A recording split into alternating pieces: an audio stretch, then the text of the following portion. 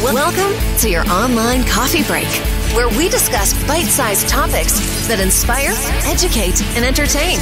Here's your host, a software innovator, award-winning marketer, and astronomy and space buff, Chuck Fields. Hello, thanks for joining us today for your online coffee break. Today I'd like to welcome to our show my special guest, SKUL. SKUL is a YouTuber who creates video game content from some of Nintendo's best-known current games. I was fortunate to meet SKUL recently at Kennedy Space Center, where we watched the launch of the Parker Solar Probe on its way to the sun. SKUL is with us today to discuss the incredible success of the Nintendo Switch gaming console, as well as its most popular games. Thanks for joining us today, SKUL. Thanks for having me. It's a pleasure to be here. Oh, my pleasure. Now, SKUL, I've been a Nintendo fan for years, and you are probably one of the strongest Nintendo fans I've ever met. What drew you to Nintendo in the first place? Well, when I was young, I didn't know that other video games even existed. Really? Some of my earliest memories are playing on computers, but the only home consoles I knew about were the Nintendo 64. I was 4 years old when that came out over here. Wow. So Making some me of my feel earliest... real old over here, SKUL.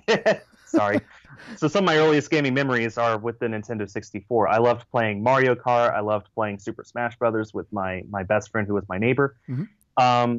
But the thing I remember most about gaming was handhelds and playing especially Pokemon. And Pokemon is still my favorite video game series of all time. And I love playing it. And I loved playing it then. I couldn't stop. And as I grew up, I knew there were other systems like PlayStation, like the Xbox, and I just didn't care. All I wanted was my Nintendo stuff. And that's how I got to where I am today. See, that's so incredible. And I have to say for our viewers or listeners out there, when we were at Kennedy Space Center, I'm walking around and I hear the sounds of Pokemon Go going on. And I see this guy with a backpack of Pokemon. I thought, I've got to know this guy. And that's what kind of drew me to you in the first place. So I think it's so cool that you're into Pokemon so much and Nintendo. But I understand for your YouTube, you're doing this full time now, talking about Nintendo Switch games. How on earth do you manage to have a full-time job talking about Nintendo Switch? Well, people ask me all the time, how do you get big on YouTube? And if I ever figured that out, I'll let you know. That'd be awesome. But doing it full time is it's not that hard, actually. Mm-hmm. The Nintendo Switch has lots of great games. The game it launched with last year is one of the best games of all time, Legend of Zelda Breath of the Wild. Oh, yeah, excellent.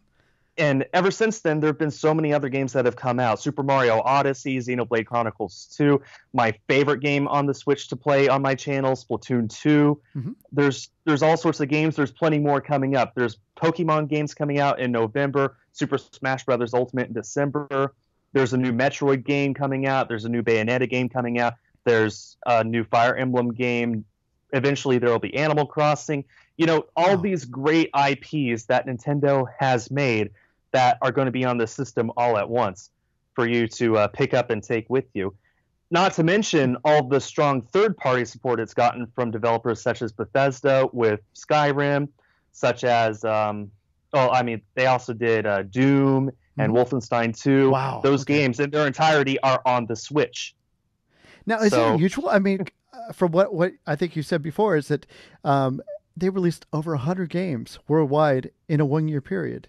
Is that unusual for a game console to release so many games? I wouldn't say it's unusual, but it's unusual for Nintendo. Okay. For a lot of consoles that are really well-to-do, like, say, the PlayStation, all the developers try and push just about any game possible onto the system because it's selling well, and if even 1% of those owners buy the game, they turn a profit. Nintendo's consoles... Wow. Since the N64, with the exception of the Wii, haven't really sold well.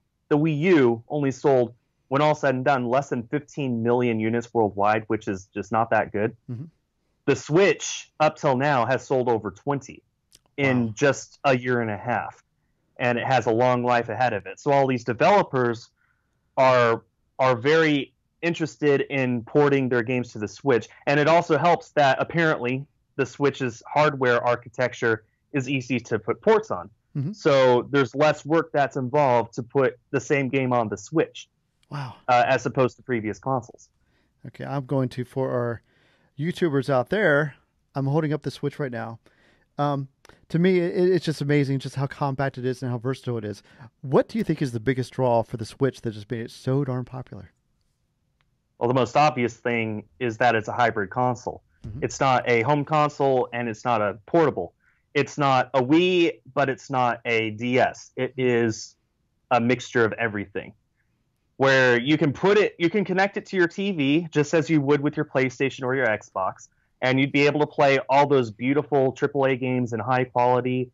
But then the thing that makes the Switch so unique is without having to do any modifications, you literally pick the system up and take it with you wherever you go, and you get that exact same experience, those exact same games.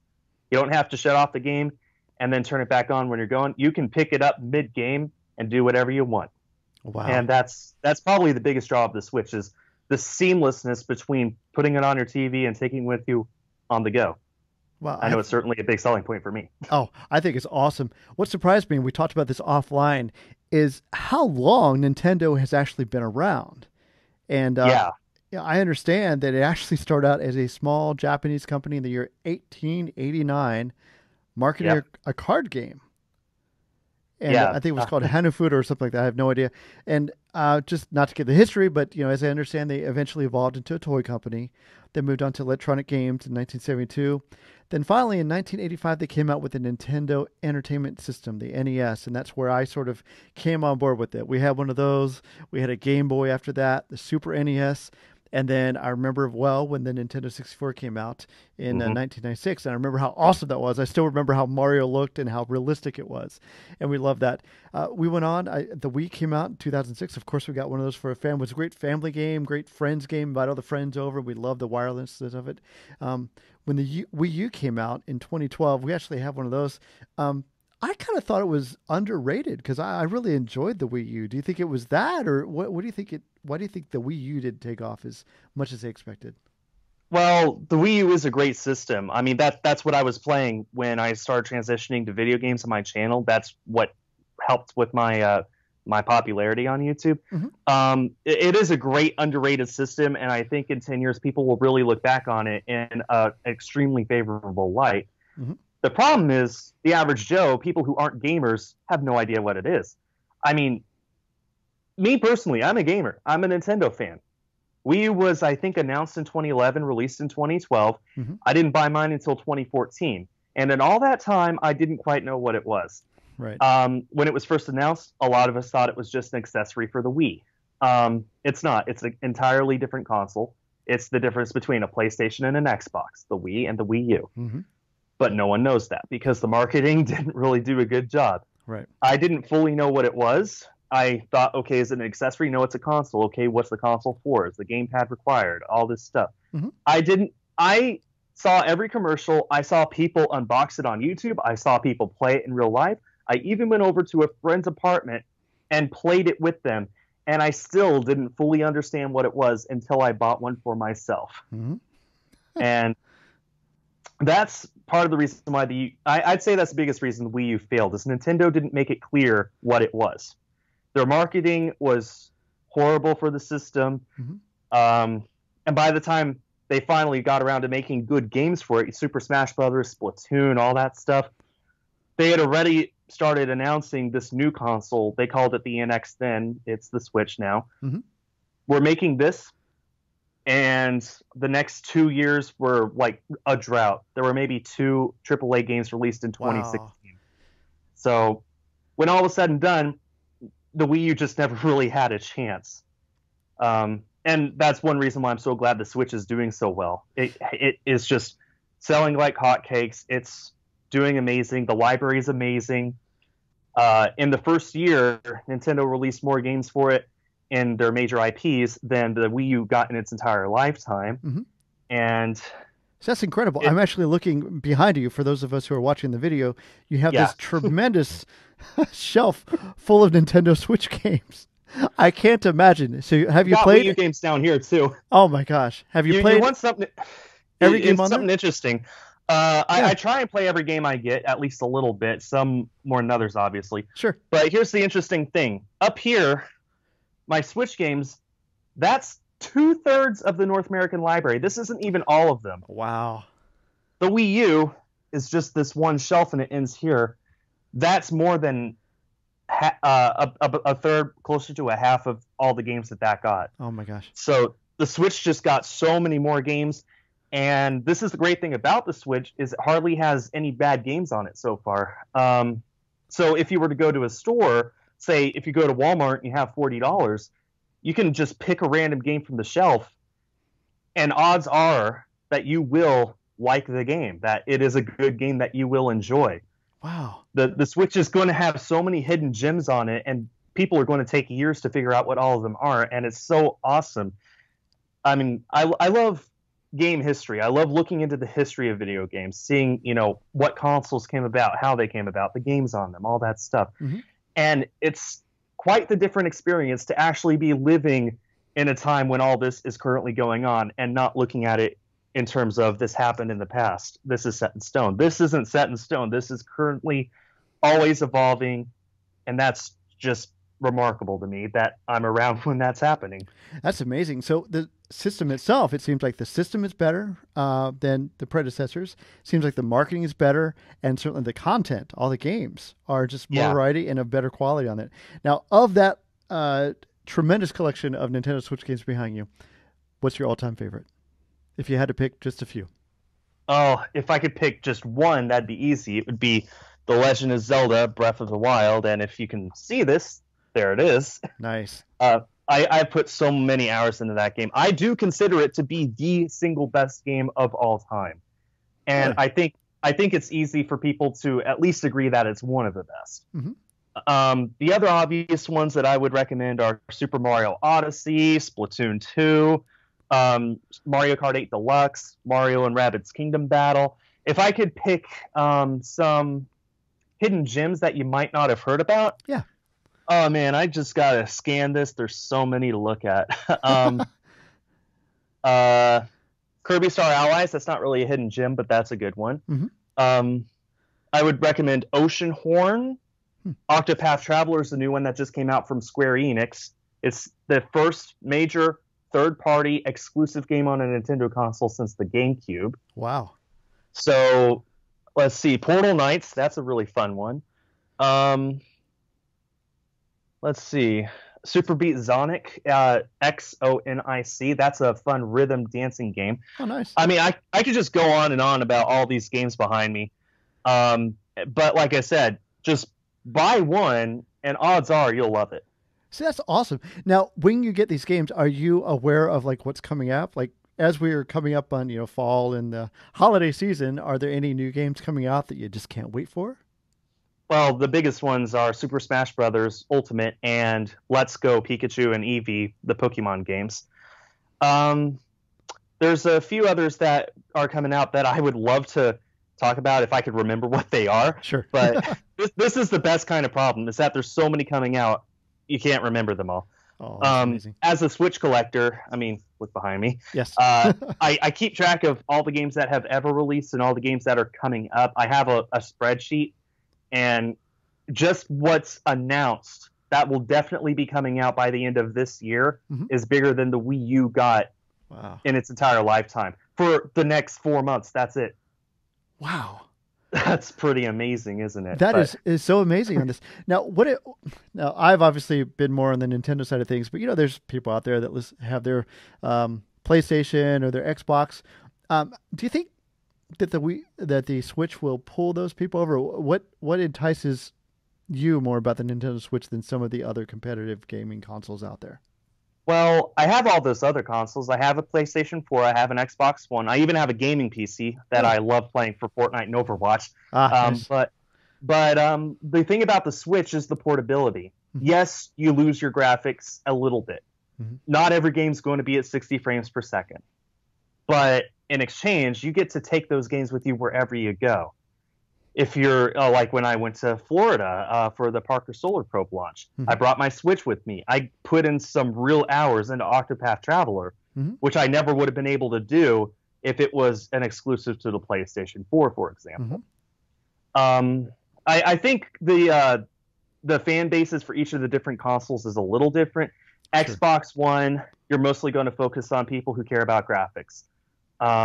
So that they would be really hard pressed to come over to the Switch. Sure. Except for the exclusives, of course. You're never going to get Mario. You're never going to get Zelda. You're never going to get Pokemon on an Xbox or a PlayStation. It'll only be Nintendo. That's true. So I think that's the two big things: is you can take your games with you on the go, and you get all these amazing exclusives that you literally can't play anywhere else. Well, I mean, it's too, because you have. I think the Switch also can attract a diverse audience, because I could see. If you have kids, this would appeal to younger kids. As a family, I think there's some good family-oriented games on this. And just as in just adults, I think it's a great console for, as you can expand the Joy-Cons and just get your friends around and playing together. So it seems to just attract a wider audience. Yeah. That was Nintendo's strategy with the Wii, and it worked super well, was that the term everyone and your grandma would buy the game. Well, literally everyone and their grandma bought the Wii. Right. So that's what they're doing here with the Switch. You have all these games for hardcore gamers. You have all these major AAA titles from other developers like Bethesda. Doom and Wolfenstein are on the Switch, and they're in full. The only cutbacks are in the graphics. That's it. But then you have the casual things, things for people who don't necessarily play games all the time. Right. There's puzzle games like Puyo Puyo Tetris. There's that rhythm game Super Beat Sonic, like I said, for people who like dance rhythm games. Nintendo themselves have made something for the more casual audience called Nintendo Labo, which is literal cardboard that you put together and connect to your Switch, and you get to play all sorts of fun games.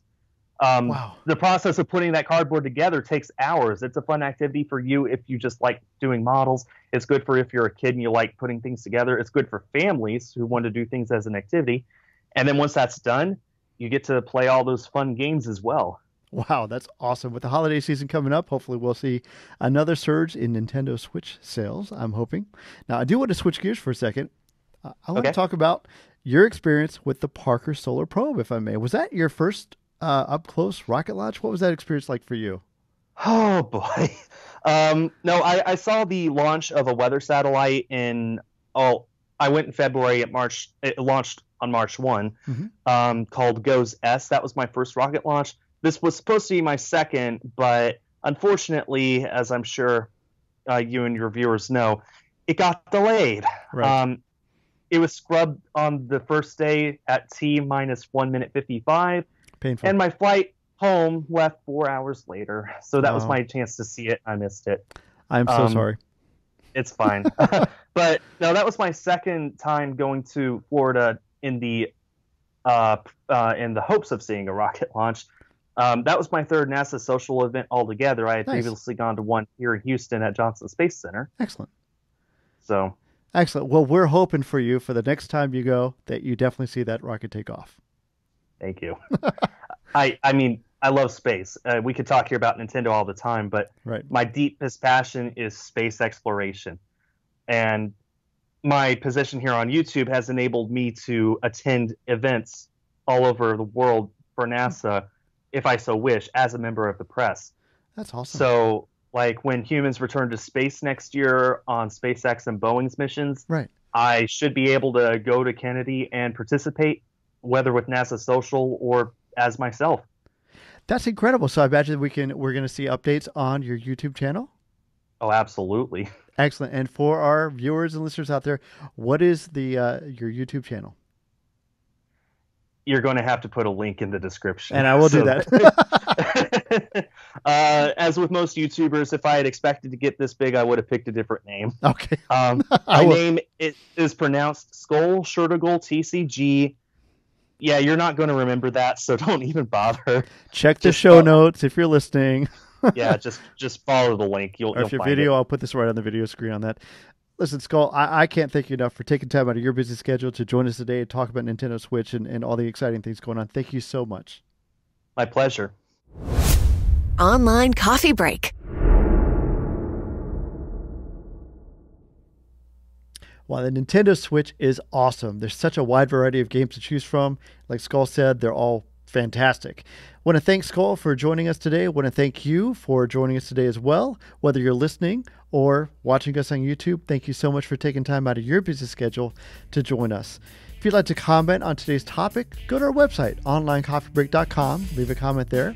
Or you can call us at 317-862-4700. You can leave a comment there as well. Who knows, we might just read it on the air. You can also follow us on Facebook or Instagram at Online Coffee Break, or search for us on iTunes or your favorite podcast app. Be sure to rate us or share this episode with your friends. Thanks again for joining us today. See you next time. God bless.